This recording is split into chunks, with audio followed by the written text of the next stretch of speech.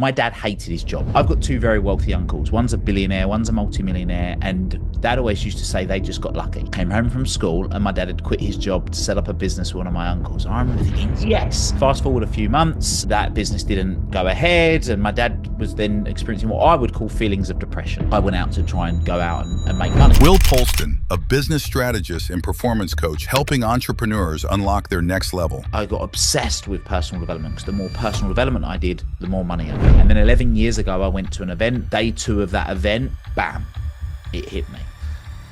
I realized that my real driver was nothing to do with money. What it was about was my dad.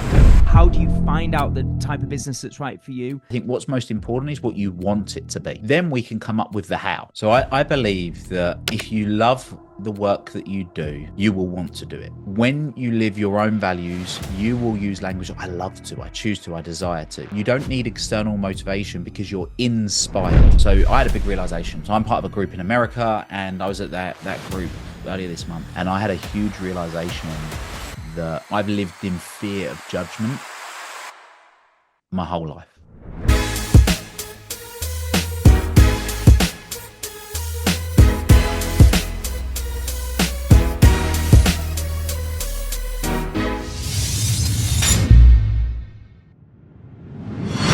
Will Polston, a massive welcome to the Success School podcast. There's so much we can dive into. Obviously, you are an author, an Amazon best-selling author. You're a business strategist, and you're also a performance coach. And I want to start with something that you've spoken about. I've heard you speak about online before, which is about your light bulb moment. And I know you've spoken about this idea that you were driven by money, and you had this idea that money equals happiness. And I know this is a common story. This is something people on this call may still be feeling or they resonate with, was part of their journey.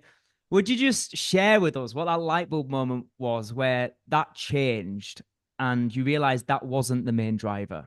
Yeah, absolutely.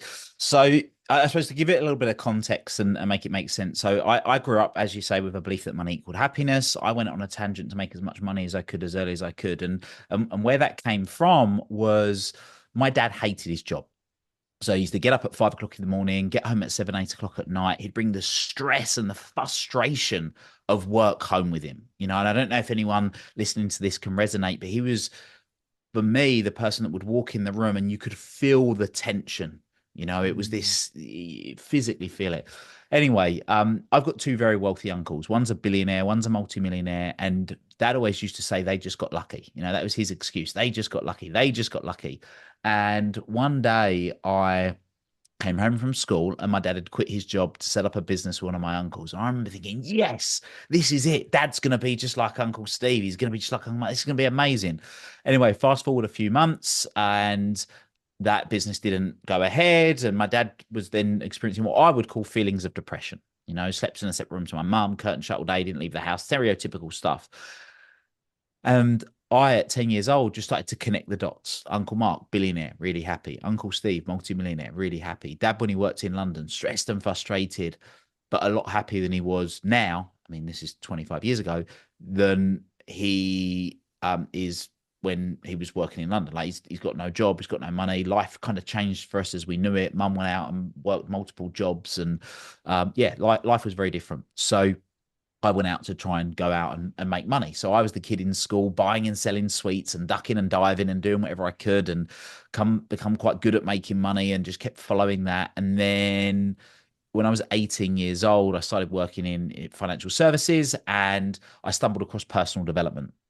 And the more personal development I did, the more money I made. So some of you may know of a book called The Secret by Rhonda Byrne. It's a personal development book about law of attraction. That was the first ever personal development book that I ever read, and I read it every year since. I love it. But then I got obsessed with personal development, because the more personal development I did, the more money I made. The more personal development I did, the more money I made. And then 11 years ago, I went to an event with a chap that some of you have probably heard of before called Tony Robbins. I went to his Unleash the Power Within event in London, and day 2 of that event, bam, it hit me. And I cried my eyes out for about 15 minutes, because in that moment, what I call my lightning moment, yeah, you're exactly right. You heard it, is I realized that my real driver was nothing to do with money. It was never about money. What it was about was my dad, and how my dad hadn't achieved certain things he was capable of, and the impact that had on him and my mum and me and my family and a whole host of other people. And I vowed from that moment, I don't want anyone else to have to go through the suffering that he went through and arguably we went through as a result of that. So from that moment on, I've been obsessed with anything to do with human awareness, human potential, human behavior, to enable people to achieve their full potential. So not only does it benefit them, but it benefits their family, their friends, their community, society, humanity, the universe, which is what I call the ripple effect. So if someone's listening to this now and they're in the position that you were, chasing this thing that they thought would bring them happiness, but really they were coming from an incongruent place, I guess. It wasn't really what they wanted. It was, this inadequacy that they felt their dad was feeling, and this depression, and it's trying to stop other people feel that. How and what is it, I guess, about the Tony Robbins event that helped you discover your true driver and the real reason to push forward? Yeah, it's a really good question. So for me, it wasn't actually one of the interventions, albeit it kind of loosely is. So I know you trained with Robbins Madana, so you understand a lot about their methodologies and how they use metaphors to create change and lots of different things. So for people that are hearing that going, what on earth is he talking about? I just happen to know that Matt's done a particular type of training, and we as human beings, we talk in metaphors. And you'd be amazed when you start getting conscious to the amount of things that we use and we say in any given day that is a metaphor to describe something that's happening. And Tony is very, very good at it. We've grown up being taught stories, even fairy tales and old wives' tales and all these things are stories to demonstrate a point. And it was actually when he was telling the Thanksgiving story. So you can Google this, go on YouTube and type in Thanksgiving Tony Robbins, and you can watch the exact video that I watched on the big screen back then.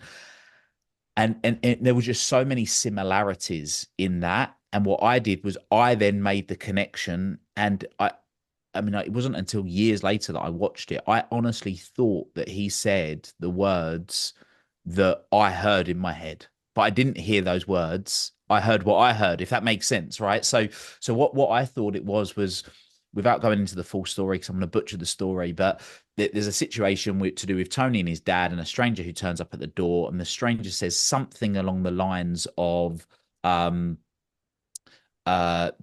be too proud for your family, or something to that effect. And like take the Thanksgiving dinner we're giving you, because his dad couldn't afford the Thanksgiving dinner. And the excuse my dad always used to say was they just got lucky. So what I heard was they just got lucky, and that was the thing. And anyway, his dad ended up leaving, and there's a whole stuff that load of stuff that went on, and it was one of the drivers why Tony went on to go and do the things that he did. And Basket Brigade's huge, and they've served literally, I think they've done it now, over 1 billion meals that they've provided in however many years, 40 odd years that they've been doing this, the work. And I just thought, wow, well, if that moment had such an impact on that guy's life, and he's been able to go and help so many other people, well, surely I could do something similar. So that was the moment. It wasn't like I was doing a workbook intervention. It was just watching that story. That's actually what happened in that moment. And I guess what people can take from that is it's about perspective. I think a Yeah. lot of us lose perspective, and there's many ways we can gain perspective, whether it be self-reflection, journaling, coaching, conversation, listening to podcasts, but ultimately it's finding something that helps you take yourself out of it. I guess it's kind of that thing of a lot of people are just living unconsciously. Like they're just being led by emotion. They're being guided by what the news is telling them, or parents, or social media is telling them successes, without consciously stopping and going, let me just reflect. Is this narrative true? Is this narrative serving me? And is this the route I want to go down? And I guess hearing that story and that metaphor was that trigger for you reflecting on that, right? Absolutely. And yeah, look, there's and this is why I just love personal development. Whether it's money or something else. So for a lot of people, it might not be money. It might be when I get the boyfriend, when I get the girlfriend, when I get the house, when I get the insert blank, right? Yeah. And I call it when then syndrome. When I achieve this, then I'll be okay. When I get that, then I'll be all right. When I get this, then I'll be content. And people live on this hamster wheel of never being able to be content. And I believe that any negative emotion is simply a signal to think or act differently. That's it. And what we have to do is use that as an understanding, use that as an internal compass, whatever you want to call it, to help us guide us. Now, yes, sometimes it's because we actually need to move our feet. There's a motor function that needs to be different. Other times it's perspective. You know, if there's a situation in the past, something's happened in the past, there's nothing we can do about the past except change the way we think about it. So we can go back and we can change the way we think about things. Things in the future that haven't happened yet. I mean, for a lot of people, they don't even like the past has never happened. The future will never happen. And that in itself, for some people, like, what do you mean? Of course it happened. No, it doesn't. All that ever exists is now and now and now. The future is a construct of our mind. The past is a construct of our mind. So it becomes really interesting when you start going down that rabbit hole, and then we get into living. I mean, you use the word congruent, right? Living congruently with your values. Every single one of us has a set of values, which another word for a value is a set of priorities that are as unique as the fingerprint on the end of your finger. And when you live congruently with your values, then you'll be more inspired. And I mean, we can go down that if you want to, but it's yeah, it's just fascinating, absolutely fascinating. I think just let that land for a second. Like, just as a concept, some people might be hearing that for the first time, but if you just take a moment to reflect on that, that the past and the future never exists. You only ever have the present. That's huge, because so many people are led by the past and the fears of the future. It's like neither exist. It's just what you tell yourself about them both that exists in this moment. And I think just that in itself, in terms of something to really go away and practically work on, if you find yourself living your life based on the past or the future, just recognizing that. And again, I think it comes back to what we spoke about a minute ago about just self-awareness, having that awareness to break that pattern of living in the past or living in the future and bring it back to the present. There's so much in there that it could really help people, you know, practically on a daily basis, make a change. Now, let's talk a little bit about business, because I know you are a business strategist and you've run multiple businesses and you've got a lot of experience in your own businesses, but also in helping other people. There's a lot of people listening to this show that have maybe been on a self-development journey for a while, and then through that, it's opened that door to starting to think about, maybe I could start a side hustle. Maybe I could have a business. Some people are in the early stages of business. And I think from when we look around social media, I mean, for me, when I first started my company, I was 19. I didn't know of gurus and coaches and mentors. That, you know, I had the first ever book I listened to was Duncan Bannatyne on a CD in my car. And I'd just seen this bloke off Dragon's Den who knew about business. So I thought I'll listen to him. But now when people are thinking about business, you know, we're inundated with quote unquote gurus. And most people are not gurus. Let's be real. They just pose to be gurus. And we're inundated with information on this is the thing that will make you rich. This is the strategy. This is the type of business, whether it be crypto, whether it be property, whether it be an online business, whether it be Amazon FBA. Like, there's so many different routes. And I think a lot of people just feel so overwhelmed. And some people start a bit of one business, don't get any results in 3 to 6 months. Then a guru pops up on Instagram. Oh, let's follow what they're saying. 3 to 6 months later, that hasn't worked. So there's a lot of stopping and starting. From all your experience, if somebody's at that place right now where it's very early days, they've maybe just started or not started a business, what advice could you give just in terms of some guidance around what's the type of business, or how do you find out the type of business that's right for you? And what's the sort of strategy guide you'd encourage people to follow? So I wrote a book called North Star Thinking, and everything that I do with all of the clients that I work with revolves around having a North Star. So a North Star is a mission in life that's the equivalent of trying to empty the sea with a spoon. It's something that you will continue to work towards. It's not the end goal that eventually you get to. It's the thing that you can follow that acts as your guiding light and enables you to move forward. And the way that I think of it is, well, once I've got clear on my North Star, then yes, we can start creating what I call a North Star trajectory. So yes, we will still set goals. So you might have 20-year goals, but then we reverse engineer. So I will go, right, well, that's the mission. Well, let's go as far out into the future as the person who I'm working with can think. Because some people, this is a really alien concept for them. They've never done anything like this. They've never set goals. So I will take them as far out into the future as we can get. And typically speaking, the further out into the future we get, the more vague and broad things are. So if you can imagine, it's like for anyone that's listening to this, I'm making like a funnel type shape. So the future is broader and wider, and then the nearer we come into the narrow, the more specific things are. So then we go out into the future, and then we start working backwards. So this is what we want in 20 years. This is what we want in 20 years, then 10 years, then 5 years, then 3 years, then 1 year, then 90 days. Because there's lots of ways that it could be. There's lots of ways that you could say that it should be, and there's lots of mentors online. There's certainly not or certainly a lot of people online that will have an opinion of how something should or shouldn't be. But I think what's most important is what you want it to be. So once we get clear on what you want, then we can come up with the how. And when I'm working with people, yeah, like there's people that I sit down with every week thinking, wow, we could take this so much further. We could blow this up in 90 days or a year if we really wanted to. But I don't get them to, I don't project my opinions of what they can achieve until they have realized that if they apply the process, then they're like, oh my God, wow, look at what's happened. I wonder what more I could do. I go, well, let's give you some suggestions. So in answer to your question, the thing that I think they should do is get clear on what they want and within time frames. Because lots of people can say, well, I want X, Y, and Z. But then when you start breaking it down, even money, right? Money is an easy one to use because you might say, right, I want to be earning, I'm completely making the numbers up, right? I want to be doing £500,000 turnover in 3 years. Okay, great. Well, what do you want to be doing in 1 year? Well, in 1 year, I want to be doing £100,000. Okay, fine. And in 3 months, what do you want to be doing? Well, I want to have done £5,000, assuming this person hasn't started a business, right? Well, where do you want to be at the end of the month? Well, I want to have my website set up, and I want to and I want to make sure that I've got 3 products listed on my website. Okay, great. So now, what do we need to be doing in the next 2 weeks? Well, I need to have made sure that I've appointed my website developer or my website designer. Great. So what do we need to be doing this week? Well, I need to have spoken with 5 web developers. So we can literally work backwards so that all we're focusing on is the very next thing. And you said the word overwhelm. Overwhelm just comes from a lack of prioritization.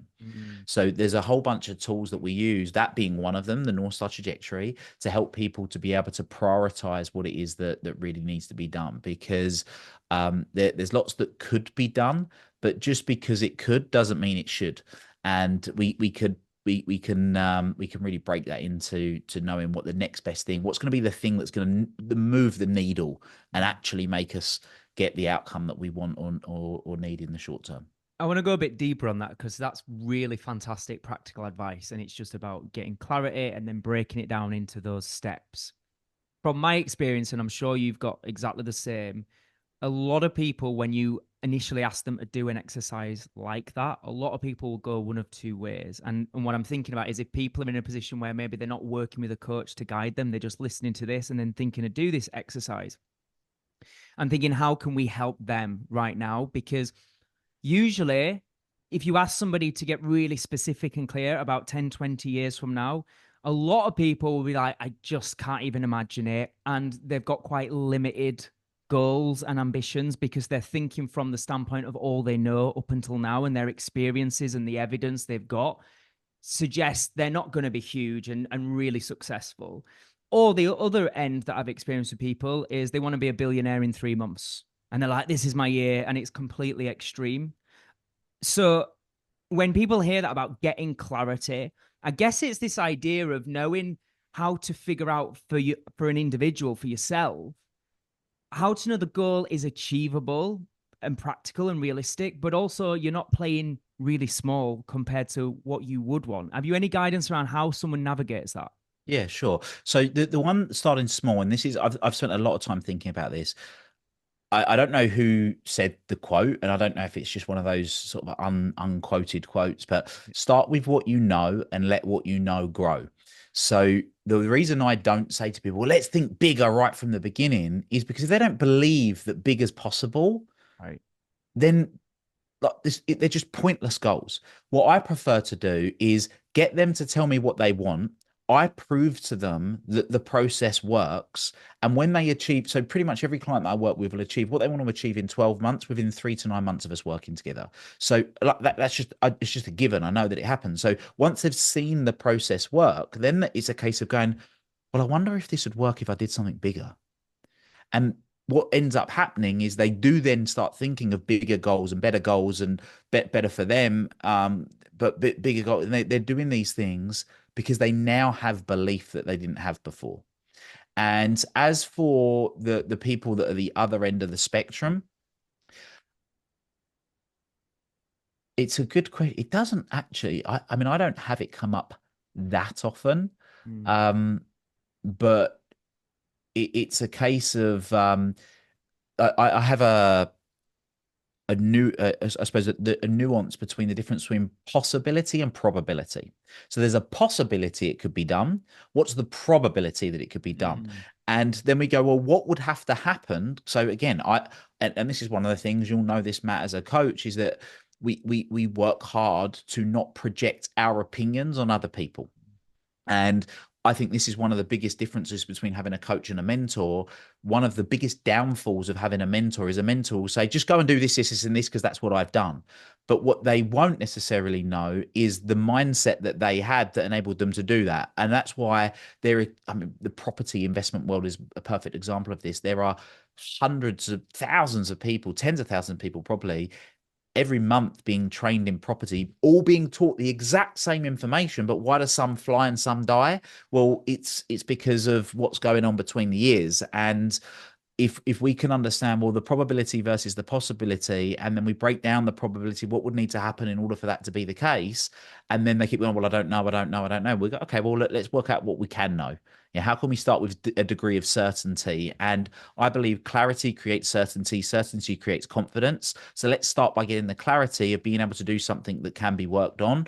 Or the opposite to that is find somebody that's done the very thing that you want to do. So if you want to create £1 billion in 3 months, great. Let's find somebody that's done that can help you, that can mentor you to be able to do that in the way that you want to do it. I love this. This is so good. And anybody listening, I would just say like rewind and watch that bit a few times because there's so much in what you've just said, Will, that is like so clear for whichever end of the scale you're at. I was even thinking I can see listening to this episode right now as we record, Carol is watching this, one of the clients I've worked with one-to-one. And it just made me think that thing you were saying there, Will, about like just them seeing what's possible bit by bit.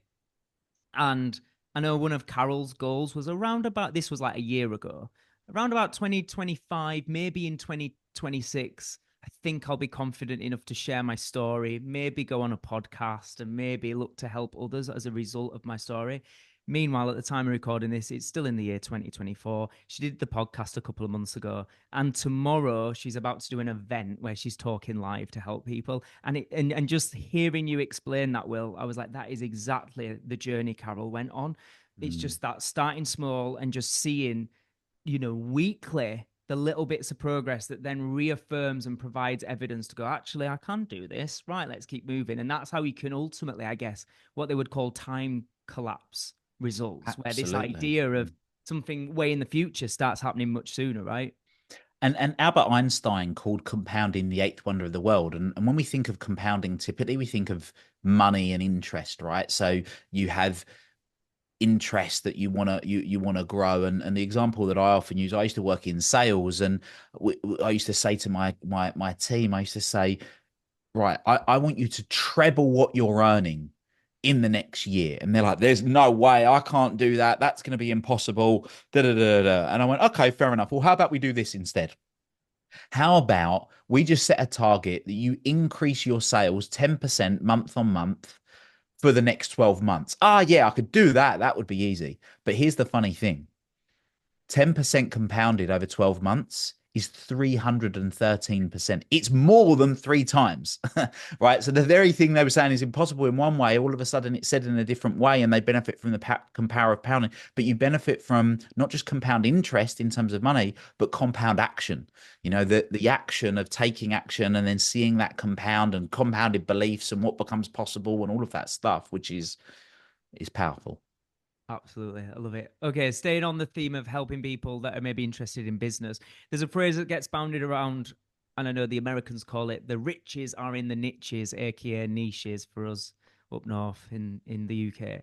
What's your thoughts on that, on niching down, on being more specific with target audiences, and advice around that for people? Oh wow. Okay. So for anyone that's listening to this, what's worth knowing is when I first started my coaching and training business, I was super naive. I didn't come from the industry or anything. And what's the saying? Ignorance is bliss, I think's the saying. So I just dived straight in. I started running these events. I mean, just the year before COVID, we were running 80 events a year all over the country. And there was a lot of stuff that we were doing, which is a result of the events. We were picking up clients, and there was stuff that was going on. Then this little blip that you may have heard of called COVID happened, and we couldn't run any events, so we had to take everything online. And it was a really weird time for me. Not just COVID, right? COVID was a weird time, I think, for everybody. But what was weird for me was that we'd had a process that worked for 4+ years that then all of a sudden just stopped working, because we'd taken what worked offline, take that same message online, and then we were just lost in the noise. So I had this really weird experience of actually being like 5 years into business and having a bit of success bias of knowing what worked and just, well, no, I know it works. There's obviously something that's not quite happening. Let's keep going. Let's keep going. And this is where sometimes determination can be crazy, right? Because if no matter how fast or far you run, if you're running west, you're not going to see a sunrise. Run sides in the east, sets in the west, right? So this is sometimes where I'm going to smash it, I'm going to make it, like getting all pumped up and going for it actually is, you need to check yourself sometimes. And so anyway, the reason why that's relevant is because I learned a lot of not what to do when it comes to marketing, right? So the things that are really interesting from my perspective now, and to do like a micro masterclass on it, is what I learned for anyone that is in business, full stop. It doesn't matter whether you're a coach, a consultant, whatever your business is, what people really care about is how you can help them. Like how can you take them from the pain that they're in to the prize that they want to have, whatever that might look like. And yeah, okay, a bit of third party validation and all that stuff is helpful, but they don't really care. No one wants a coach. No one wants coaching. No one wants to join a membership. They don't. What they want is the result of what they believe that membership, that coach, that coaching, that course can give them. And when I realized that, I was like, right, I start to get it. So that's one of the things, is get really, really super clear, obsess over what is it that they actually want. And we're working really hard on that. We've been peeling back layers to find out what is it that they really, really want. And it's a super interesting exercise. Practically speaking, some ways to do that. If you're already in business, getting really clear on who your ideal client is. So you talk about the niches. Well, how do you find your niche? Well, there's a few ways of doing it, or your niche, as we would say. How do you go about doing that? One of the ways of doing that is you could look at the demographic of who you're working with. So demographic is things like their gender, their age, geographic. I mean, some people say demographic and geographic, but geographically where they live are one of those things. But then you layer over the message. So what's the message of how you're going to help that person do the very thing that it is that you're going to do? And the thing that really stood out for me, it doesn't translate for us over here in the UK, but somebody said, what's the difference between a $1 note and a $100 note? The message. That's it. So the clearer you can be on that message of how you take someone from one part to another part is going to determine essentially how much money you make. Because the clearer you can be around that, the less waste you're going to have, wasted time, wasted money, wasted energy. So that's one of the things.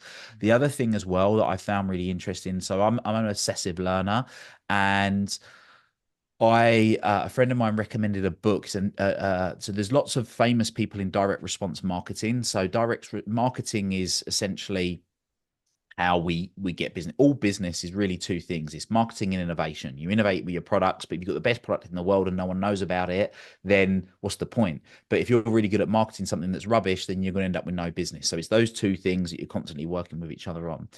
And what direct response marketing is, you'll see a lot in the online world because it's copy. So when we talk about copywriters are basically salespeople that write in the written word to influence people to do certain things. And there's some quite famous copywriters from sort of the 1970s, the 1980s, like Dan Kennedy, Gary Halbert. These are arguably like the legends that were back there.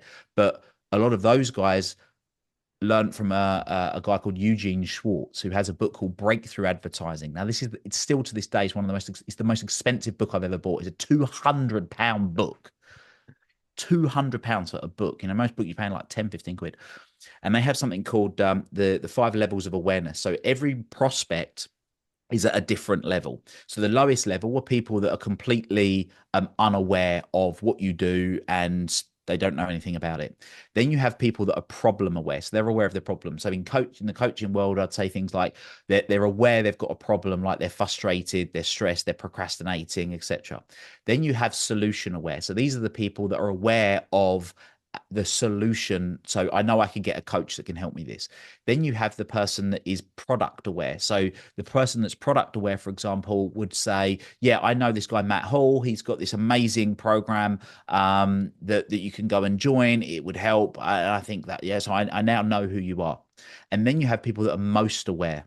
And people that are most, so if you can imagine it's like a triangle, and I've explained it from bottom to top, people that are most aware not only know who Matt Hall is, but they also know what's one of your programs, like your membership or something? What's it called? Success School. Success School, right? Perfect. So it's the same as the book, of course, yeah. So success. So not only do they know about Success School, they know how much it is. They know they've read all the testimonials. They know all of these things. Yep. But what's interesting is that if you want to become really effective at marketing, then the messaging is different for different people at different levels. So the person that doesn't even know about coaching, there's no point in just pushing testimonials in their face. The person that knows, likes, and trusts you, yeah, then push the testimonials in their face, and it's going to get them over the edge, right? So it's just learning these different dynamics. It's fascinating. So that's one of the components that's really interesting. The other thing that I learned is that I know I've already said it, is that people don't really care about you. What they care about is the results. And when I'm thinking of coaches and I'm looking at things, it took me a long time again to realize is that I think the fourth most important thing is your qualifications. What trumps qualifications is your experience. What trumps experience is you having got the result yourself. But what trumps you having got the result yourself is the results you've got other people. So the analogy that I use a lot of the time is football, right? I'm not a huge football fan, but I know who David Beckham is. I know that there's a few ladies on the call who might know who David Beckham is. And the thing with David Beckham, amazing footballer, captain of England, done all that great stuff. But if you had the choice of having David Beckham or Sir Alex Ferguson, who is the legendary Manchester United football manager, manage your football team, who would you choose? Right now, most people go, well, I'd have Sir Alex Ferguson, right? All the awards he's won, even though David Beckham was a better footballer than him. I think Sir Alex Ferguson did play football at some point, but I don't think he was actually that good, right? So it's just knowing who it is, and if you've got great results for clients, then yeah, you communicate the results for clients and be able to showcase the pain that they're in, where they're at the moment, and show them the prize so you can articulate the prize really well, and then essentially use your product or service as the bridge to get them there. Absolutely brilliant. And I want to hear a little bit more about your book as well, the North Star Thinking book, which is an Amazon bestseller.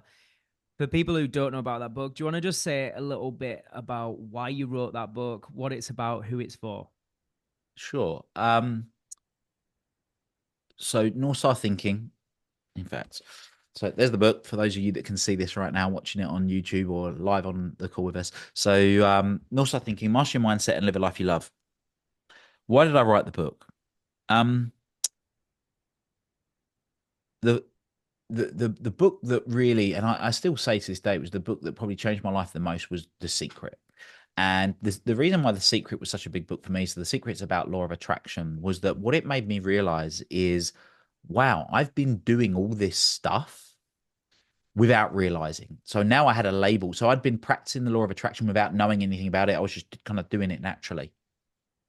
which was great because then I could now double down on it and do more of it. And I have read, I mean, I read or listen to about anywhere between 50 and 60 books a year. So I absorb a lot of information, I gain a lot of information. And one of the things that I think I'm quite good at is taking really complex stuff and making it really simple. And there is a process that I'd learned when I was working with clients to help them get a result really quickly by taking all the stuff I've ever learned, taking out the I'm not going to say the best bits, but the most meaningful parts to be able to create transformation. And I wanted to have a resource where there for somebody that wanted to truly make a change in their life could read a book from cover to cover, apply the actions, because there's loads of exercises in the book, and then I think there's an 85 page or 84 page PDF workbook that you can download with loads more exercises. I wanted people to be able to read that book from cover to cover without having to come on a course, without being upsold to the high ticket program, without having to join a membership if they didn't want to. And look, I think it would be fair to say that the people that we work with, because they could benefit from the implementation and the support and the accountability, yeah, they're going to get results. But I wanted to have something, and maybe quicker results, but I wanted to have something that someone could read from cover to cover that wasn't just information, but could truly create transformation at scale. And that is what I hope the book is able to do. And just on that, I wondered if you could share any advice from the experience of actually marketing that book and getting it there into Amazon. Because I know there's people in our membership that are budding writers. There's people that it's one of their goals to not just finish a book, but to release a book and actually get people reading it as well. Yeah. So is there anything you could share from, as somebody that's done it, what worked well for Yeah. you getting it out there? Okay, so the first thing that I would say to anyone, if you're thinking of writing a book, is and you're thinking of writing a book that is going to be something that, well, Tim Ferriss. Tim Ferriss wrote the book The 4 Hour Work Week. He did a podcast with James Clear, who wrote Atomic Habits. Now, you can't go to any bookshop in the world, you can't go to any airport in the world and not see Atomic Habits. It's like been the number one book for I don't know how many years, right? Personal development book. He does a breakdown. So James Clear does a breakdown on the Tim Ferriss podcast that anyone, even if you're a year out from wanting to write a book, you must listen to that podcast before you consider doing it. Because he breaks down in intricate detail exactly what he did. Like, you think Get the Number One book is just because it's a great book. I'm telling you now, it isn't. It's because he was so scientific in what he did. I mean, to give you some examples, he went and got the Sunday Times bestsellers, like all of the list of the Sunday Times bestsellers. He categorized them by what ones were at number one for the longest period of time based on their amount of pages in the book, the color of the book cover, the types of titles, the level of granularity, the scientific approach that he took to having a successful book launch was amazing, and he breaks it down far better than I could. So that's the first thing. The second thing, so I had a hybrid publisher called Rethink Press, and they did. So I didn't self-publish, but they done a lot of the what I would call the heavy lifting. But the thing that I think everyone needs to understand is that whether, even if you want to go down the route of having a published book with a traditional publisher, and I was in talks with a traditional publisher at one point, is that it's down to you to market the book, really. And the people that get great book deals is because they've already got an audience that they know they can sell the book to. So writing the book is one thing, but getting the book about to come out is getting to like the last 200 meters of a marathon and realizing that the finish line is the start line of another marathon. So I interviewed Mark Victor Hansen on my podcast. He wrote a book called Chicken Soup for the Soul. It sold 500 million copies, that book, right? 25 years after that book was released, he was doing a podcast with me about that book, right? So no wonder that happened. Hal Elrod wrote a book called The Miracle Morning. And Hal Elrod wanted to, in year one of releasing the book, wanted to sell 1 million copies. He fell slightly short in year one. He did 12,000, right? So he was slightly off, right? Wanted 1 million, did 12,000. Now, 12,000 is still pretty impressive, but he did, and I forget the exact amount, but I think it was something like 3 interviews a week, every week for 8 years. Now, in year 8, he got cancer. So 8 years after the book, The Miracle Morning, came out, in year 8, he got cancer and did no interviews. In the 8th year, he sold 1 million books. Wow. Right now, with having done no interviews, so it's the power of compounding again, right? It's getting that done. So the point I'm making here is that writing a book's great, and people put their blood, sweat, and tears into it. I mean, my book came out on the 24th of July, 2023. Right, so coming up to 18 months ago, I'm still promoting the book now because I believe in the book. I want to get it out, and I want people to read it and benefit from it. And so yeah, it's knowing that you're promoting it, obviously using social media. And the other thing I would say is that what's really cool is that there's not that many people that, like, once you're in the personal development world, it can look like everyone's written a book, but there's no one in my family that's ever written a book. There's none of my friends that have ever written a book. So it's so easy to get, well, everyone does it. Everyone's done it. But actually, it's not. So when you're putting content out on social media, involve people in that journey. I would post about the coffee shops that I'm going to, just written another chapter, and I'll take a screenshot of the screen with some words written on it, or I got people involved with the front covers, like should it be this color or that color? And I wasn't as granular at the time as James Clear had been, but it meant that then when I had this, when we were going to launch, I had people that have literally been involved from the start, really, and they felt like they'd been on the journey, which is a really, really important thing to do, if in my opinion. So I think there's a lot there. I think, you're saying there, take people on the journey. There's an element of consistency, compound effect again, but also real obsession and hard work and determination. And I'm just reflecting on that and hearing you speak, about like James Clear's process and that level of detail and obsession. There's also a conversation that's very popular around hustle culture being toxic and about balance. And I just wondered what your overall thoughts are when it comes to achieving anything at a substantial level. What's your thoughts on balance versus hustle culture?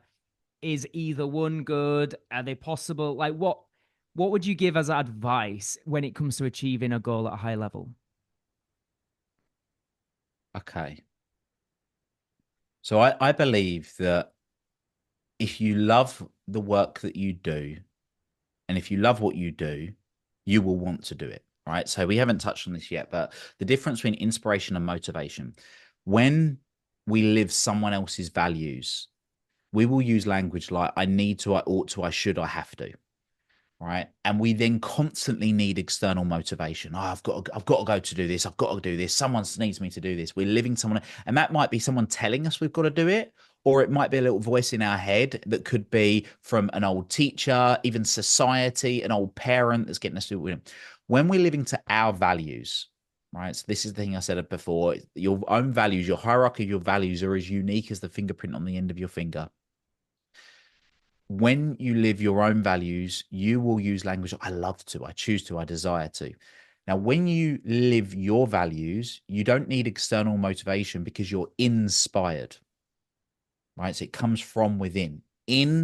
Inspiration, in spirit. What's another word for spirit? Energy. You're in your energy. So when you're in your energy, it's like a tourist field of energy that just keeps building and building and building. There's certain things, certain days that I run mastermind groups and stuff, and I get to those days at 7 in the morning, we can do, and then that night I do a dinner with people, and that could be like easily a 15, 16, 17 hour day. And I've got as much energy at the end of the day as I do at the start of the day because I'm doing something that I love. And people think they burn out because they're working too hard. They don't. No one burns out because they're working too hard. People burn out because they're not spending enough time doing the stuff that they love doing. So in answer to your question about hustle culture, I think um, do the stuff that you love.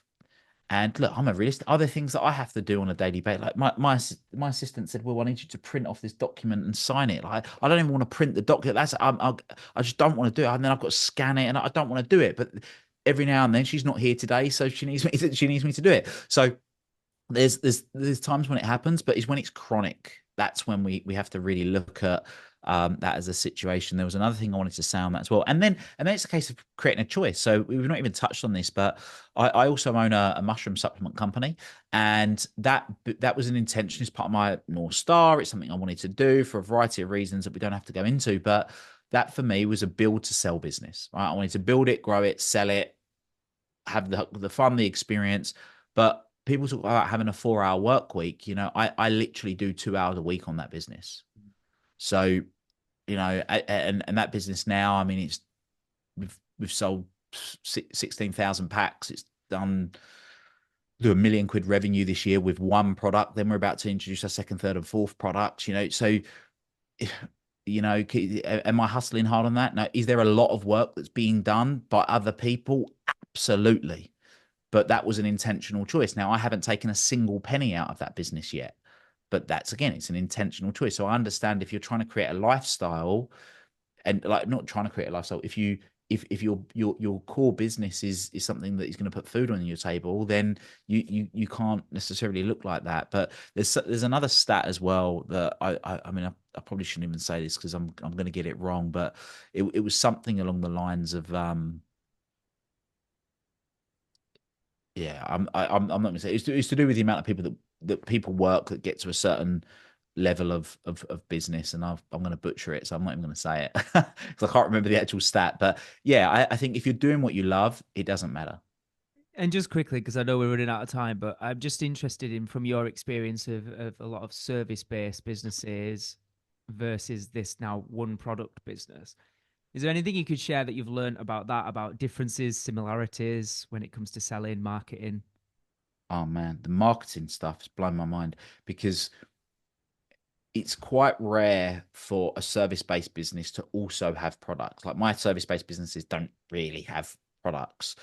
And like I have a book, but it's what's been fascinating is really some of the I'm going to call them hacks, some of the marketing hacks when it comes to e-commerce, because it just becomes one massive big numbers game, for us with subscriptions and things like that. So that's something that was good. What else I suppose is going to be really helpful for people on the call?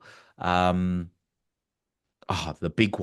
big one that's massive in e-commerce is and I never realized this as much is the power of tiny tweaks. So for example, we I mean now we get about 6 or 7,000 people a week hit the website. Well, tiny tweaks on the website. When I don't know, if you've got click funnels, if you're a service-based business, you're a coach, something, you've heard of click funnels, Russell Brunson's click funnels, and they used to talk about split testing button colors. And I actually think, what an absolute load of rubbish. What in earth is that going to make? And the honest truth is, if it's a 0.01% change and you're getting 100 people visit your website a month, like just don't even bother. It's not worth it. But when you add up things like on our website, we have a target of a 4-second maximum 4-second speed that the page loads, which seems like a long time, 4 seconds, or whatever the measurement is. It might not even be seconds, but I know the number is 4.0. It must be seconds. Like if we go to 4.5 versus 3.5, the difference in the amount of sales that we get is huge. Wow. So that degree, then it's things like add to carts, things in the UK, calling it a trolley instead of a cart makes a difference. Wow. Where buttons are on the page makes a difference. Whether you have a sidebar that comes out or you go to a next page, like there's just so many factors that for us, we had a discount code that was running that people could use. But then when they added it to the cart, it didn't show the discounted price. But then when they clicked through to the checkout, it did, and it lost us like double the amount of. It was like that. Those tiny tweaks were really fascinating. I'm really getting into the numbers. Yeah. So that was the thing that really blew me away. Absolutely fascinating. It scares the shit out of me as well to think like the smallest thing you could be doing could have such a massive impact on your sales. So just before we come to the end, and head over to obviously the members Q&A, there's some general life questions that I ask all the guests. So we're just gonna fire through these. The first one is, what is some of the best advice that you've received and why?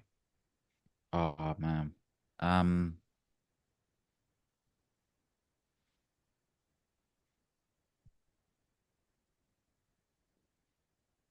So I have a frame on my desk that literally says there's no such thing as lack of resources, only a lack of resourcefulness. That's one of the things that stands out for me. Um, yeah, I mean, there's so many things, but yeah, that's definitely one that stands out. Okay, flip side, what's some of the worst advice? Maybe advice that at one Oh point man, you believed in, thought was amazing, but turned out to be terrible. yeah, I bad advice can be some of the costly, like biggest costly mistakes. So I ran a big multi-speaker event in 2018, and I had an expert run ads for us. And at the time, we were running, we like all our ads were working. And he said, "Oh no, I can do it better. I can get it cheaper." And he told us to switch to this other method. And granted, the ads were a lot cheaper, so we were getting ads at £10 a lead. And then we were getting leads at £2 a lead. So if you could pay £10 or £2, it makes sense to pay £2, right? But what was happening, this was when Facebook lead ads first came out. So Facebook lead ad is basically you run an ad, but rather than sending it to a website where people put their name, email address, and phone number in, it was just sucking the information from Facebook in terms of the number in Facebook and the email in Facebook. Now, I don't know about you, but I've been on Facebook since 2007. The email address that I use for Facebook, I like hardly even log into anymore. So we got all this information, all this data, paid thousands of pounds, tens of thousands of pounds of budget, and none of the numbers worked. None of the email addresses worked. It was an absolute disaster, which then led to an event that ended up costing me £100,000 loss plus and some, because the marketing didn't work out. So yeah, that was an expensive mistake. Okay, next question is around this idea that we can do all the self-development in the world and we can have all the experience in the world, but we're never ever perfect. We always have challenges. There's always things that we struggle with. So with that in mind, what is the right now that you're finding challenging and how are you learning to navigate that? Wow. Okay.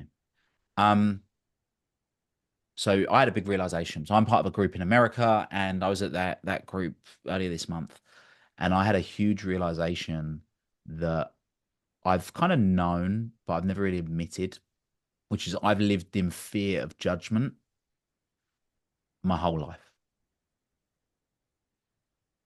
And being judged specifically around money, because I've had a lot of money, lost a lot of money, had a lot of money, lost it. Like it's been ups and downs. And um I yeah, I had this judgment, and it was one of those moments where Jordan Peterson was speaking, and Jordan Peterson, I've seen a lot of stuff online about him, and I've never been a massive Jordan Peterson fan. I've read his book 12 Rules for Life, wasn't the biggest fan of it, and he was talking, he was saying some really powerful stuff, and in fact, I'm gonna. It's in my notebook. I wanna read it because it was so powerful, and it really really resonated with me as my own growth. So there's a few things that you said. You're totally free when you're honest. Um, he said wherever there's a lot of terror, there's a lot of possibility. And he used the example, the metaphor of Dungeons and Dragons. Yeah, you go into the dungeon where the dragon is to get the treasure, right? But you've got to go into the dungeon. And yeah, that was something. So I'm kind of unraveling that at the moment as a thing of going, right, well, where's that fear of judgment? What is that real fear of judgment? Where is that? Unpacking that, because I talk about it in the book. Personal development is not something you just do and then it's done. It's like I call it the onion process, like peeling layers of an onion. You just keep peeling those layers back. And yeah, I spent a lot of time doing stuff and not doing stuff, as we all kind of do, I suppose, in terms of you do things because the six needs, right? The human needs and the spiritual needs. We do stuff because we want certainty. We do stuff because we want significance. We do stuff because we want variety and we want connection. And then there's kind of the spiritual needs, which are growth and contribution. And I've done a lot of growth and contribution, but every now and then significance rises up or certainty rises up. And yeah, it's been leaning into that. So thank you for asking. That was powerful. Thank you, Will. That was amazing. That just hit me like in the chest. Those quotes from Jordan. That's huge. Final couple of questions. The show and the ethos behind the show. really is about helping people live happier, healthier, and more fulfilled lives. The reason it's called Success School is because I believe that the key things we really need to have a happy, healthy, fulfilling life are around working on your mindset and self development, mental health, your physical health, fitness, nutrition, and finances, and business. So, with that in mind, it's kind of like if you heard Lewis Howe speak about the three truths question. If somebody listening right now is here because they want to lead a happier life, a healthier life, and a more fulfilled life, what would be the three things you could share with them that act as a guide to be Okay. on the right path? You're going to have to ask them one at a time, but I'll start with happy because I'll forget the other two. Sure. The first one is don't try to live a happy life, live a grateful life. And the reason I say that is that happiness is on a spectrum. One end is happiness, the other end is sadness, right? And optimal growth comes at the border of support and challenge. And we have our thinking brain, our prefrontal cortex, which is the thinking part of the brain that enables us to do things that other species can't, which is to think, which enables us to shift our perspective. And nothing in life is good or bad. But thinking makes it so. I think that's William Shakespeare, if I remember correctly, right? And we have an ability to change a perspective to enable it to serve us. Napoleon Hill said, take no credit, take no blame, just keep focused on chief aim. And when we can get into a state of gratitude, if we feel that something isn't the way that we want it to do, to work really hard to get back into a state of gratitude, operate from that place, and you'll be amazed at what can happen. Whereas when people try and strive for a one-sided ideal, I always want to be happy, I always want to be good, I always want everything to be positive, then what happens is like a massive big wrecking ball. The more you strive for a one-sided ideal, the more it comes back and swings the other way. And I believe that happiness is equal to or greater than expectations. So set your expectations, fine, and use perspective to say, right, well, I'm going to change the thing, or I'm going to change the way I think about the thing. That's the first answer. Second one is healthier life.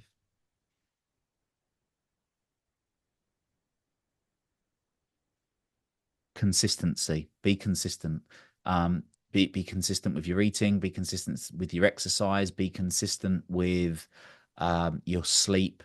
And as a general rule of thumb, look for consistency across the board and play the long game. And the final one is more fulfillment. Um, create your North Star, live it, and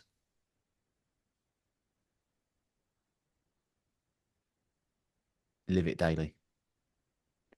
Well, this has been friggin' awesome. I'm literally buzzing. There's so much in this episode for people to unpack that is useful, that is practical, that is inspiring. Just thank you so much for being so open and sharing so much. I was going to say a short space of time. We've run over slightly because I needed to keep asking you questions because there's so much value.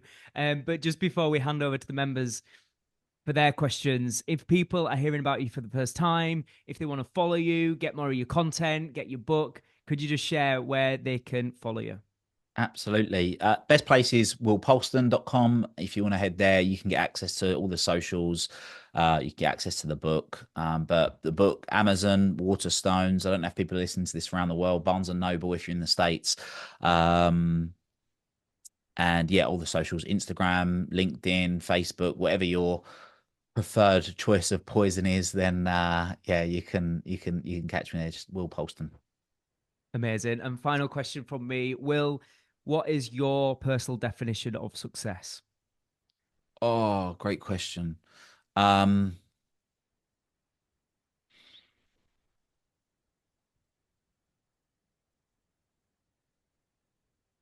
to create and I know I'll come back to this before, but create and live a North Star that benefits not only you, but your family, your friends, your community, society, humanity, and it just ripples through.